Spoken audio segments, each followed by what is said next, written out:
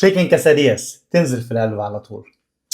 من اسهل واسرع الريسيبيز المكسيكان اللي بحب اعملها. الانجريدينتس بتاعتها بسيطه جدا، ما تاخدش ربع ساعه على النار. يلا بينا نشوف الطريقه. في طاسه سخنه هبدا اضيف شويه من الزيت، وهضيف نص كيلو بانيه متقطع صغير. بعد 3 دقايق تقريبا على النار هقلب الفراخ كويس. في الوقت ده هضيف ميكس من التوابل مكتوب دلوقتي قدامنا، هو اللي هيدي لها المكسيكان تيست بتاعها.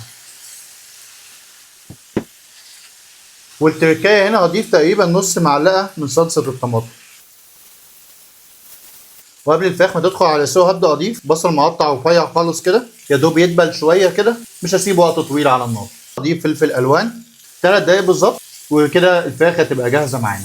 وعشان اجهز الكاسادياز نفسها اجيب عيش تورتيه حجم الوسط تقريبا، في نصه كده هبدا اضيف جبنه تشيدر حمراء على نص التورتيه بالظبط. الفراخ اللي انا سويتها ابدا املاها كده في كل الجوانب، احط على الوش كتير من الجبنه الموتزاريلا،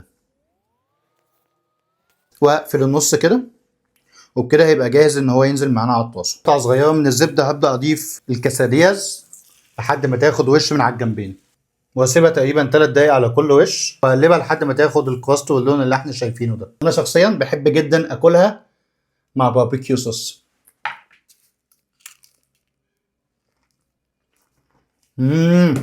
تتبيله الفراخ حلوه جدا، ميكس الجبن الشيدر مع الموتزاريلا عامل تيست جميل قوي في الساندوتش مع عيش التورتيه.